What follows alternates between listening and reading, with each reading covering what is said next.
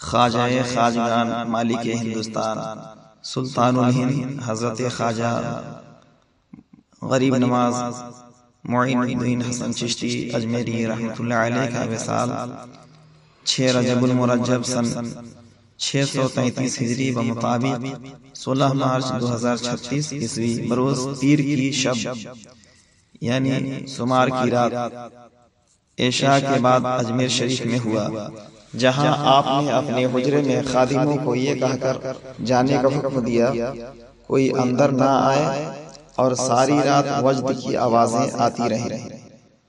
صبح فجر کے وقت جب خادموں نے دروازہ کھولا تو آپ اپنے مالک حقیقی سے جا ملے تھے اور پیشانی پر یہ غیبی تحریر لکھی ہوئی تھی، ھذا حبیب اللہ مات فی حب اللہ، یہ اللہ کا محبوب ہے جو اللہ کی محبت میں فوت ہوا۔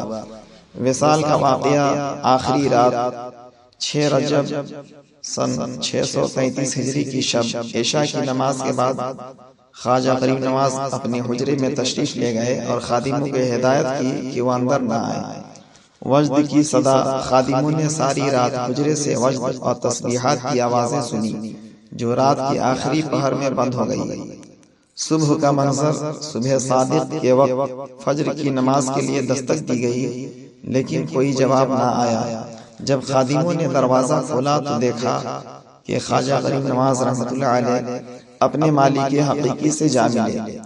غیبی تحریر، آپ کی پیشانی پر یہ نورانی عبارت لکھی ہوئی تھی، ھذا حبیب اللہ مات فی حب اللہ۔ تدفین آپ کا مزار شریف اجمیر شریف میں ہے اور آپ نے تقریباً 35 سال بر صغیر میں اسلام کی خدمت کی۔